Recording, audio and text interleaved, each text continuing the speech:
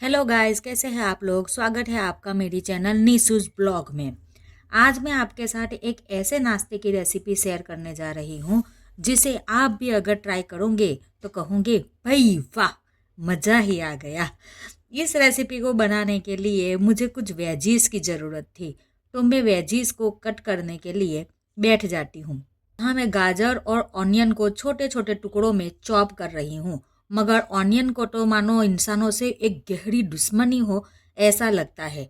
जैसे ही उसे काटने के लिए हम बैठ जाते हैं, वो हमें रुला ही देता है। और मैं तो जब भी प्याज को कट करती हूँ तो उसका तीखापन मेरी आंखों में कांच की तरह चुभने लगता है। यहाँ भी मेरी आंखों से पानी निकल रहा था। मैं उसे साफ करते जा रही थी और कट करते जा रही थी। नॉर्मली मैं ये काट कूट वाला जो काम है ना, वो मेरी बहन को ही दे देती हूँ।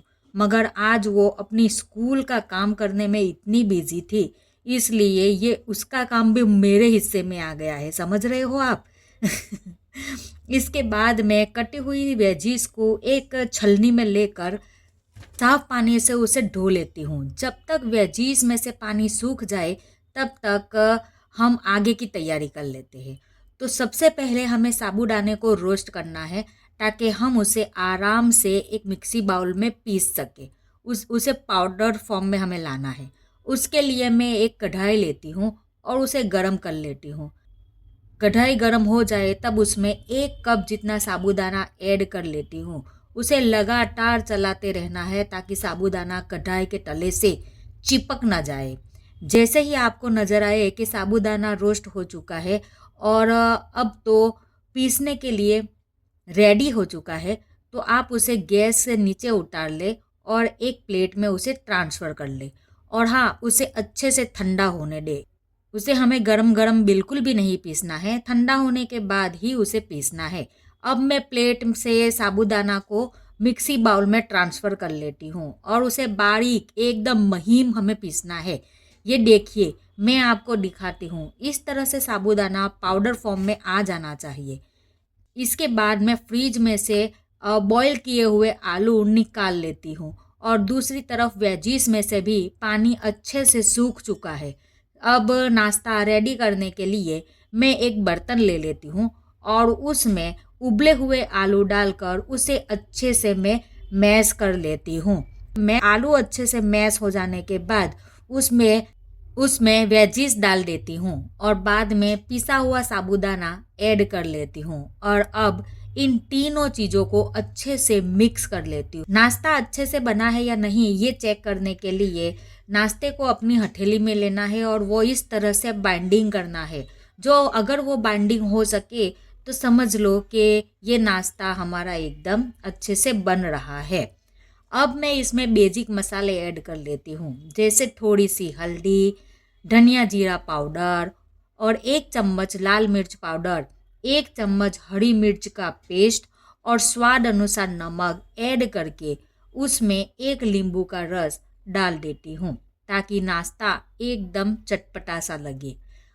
अब इन सभी चीज़ों को हमें अच्छे से मिक्स कर लेना है। अच्छा, आप लोगों में से किसे ऐसी आदत है कि खाना बनाते समय बार बार हाथ धोते हैं?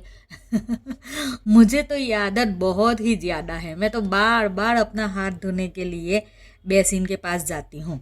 अब मैं बड़े से थाल में नाश्ते की सारी सामग्री लेकर आगे हॉल में चली जाती हूँ जहाँ मेरी टीवी सीरियल चालू हो चुकी। सब लोग टीवी देख रहे तो मैं यहाँ पर अकेली किचन में थोड़ी ना बैठूंगी।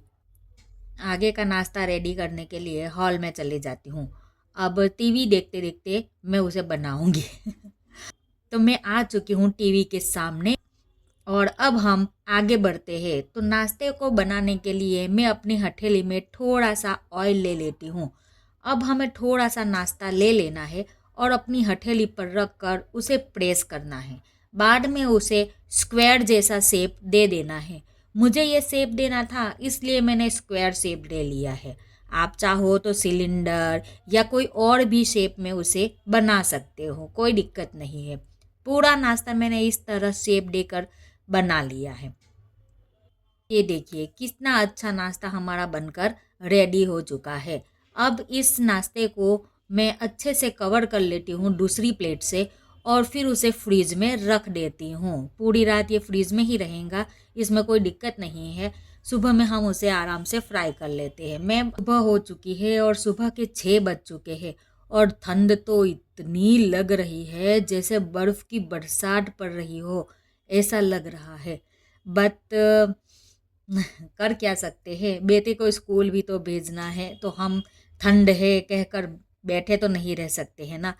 तो मैं फटाफट किचन में आ जाती हूँ और गैस पर लोहे की कढ़ाई को मैं रख देती हूँ और उसमें ऑयल ऐड कर देती हूँ। जब तक ऑयल गर्म हो तब तक मैं फ्रीज में रखा हुआ नाश्ता फ्राई करने के लिए बाहर निकाल लेती हूँ। ऑयल गर्म हो चुका है, अब इसमें एक छोटी चम्मच राई ऐड कर देती हूँ। राई अच्छे से अगर चटक जाए तब इसमें एक एक करके नाश्ते का पीस हमें डालते जाना है। गैस की फ्लेम को हमें इस वक्त स्लो ही रखना है। गैस की फ्लेम को एंड तक हमें स्लो ही रखना है ताकि नाश्ता अंदर तक अच्छे से पक जाए और जब हम उसे खाएं तब कच्चा कच्चा सा न लगे। तो इस तरह से उलट पलट करते करते दोनों तरफ से नाश्ते को अच्छे से हमें सेक लेना है और मैं इसे सेक लेती हूँ। एक बंच हमारा रेडी हो चुका है और मैं उसे प्लेट में ट्रांसफ़र कर लेती हूँ। अब मैं दूसरा बंच ऐसे ही बना लेती हूँ ऑयल ऐड करके। उसमें राई तो पहले से मौजूद ही थी, तो मैं उसे दूसरे बंच को उसके ऑयल के अंदर ऐड कर देती हूँ।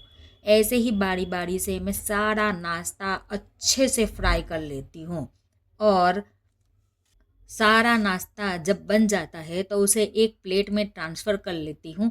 और पोहा आलू से बना हुआ नाश्ता इतना टेस्टी और क्रंची लगता है कि आप खाते रह जाओगे। जब मेरा बेटा स्कूल से आया तब मैंने उससे ये रिव्यू लिया था, तो उसने कहा मम्मा मुझे तो बहुत ही पसंद आया, साथ में मेरे दोस्तों को भी बहुत पसंद आया। यकीन मानिए ये इतना क्रंची बनता है ना, और मेरे बेटे को तो ये बहुत ही ज़्यादा पसंद आया। और बेटे को पसंद आया तो एक माँ को और चाहिए ही क्या। बेटा खुश तो मैं भी खुश, मेरी मेहनत मानो रंग लाई, ऐसा मुझे लग रहा था। और अब नाश्ता एकदम रेडी हो चुका है। और हाँ, आज की रेसिपी अगर आपको पसंद आई हो तो वीडियो को एक लाइक ज़रूर करते जाइएगा।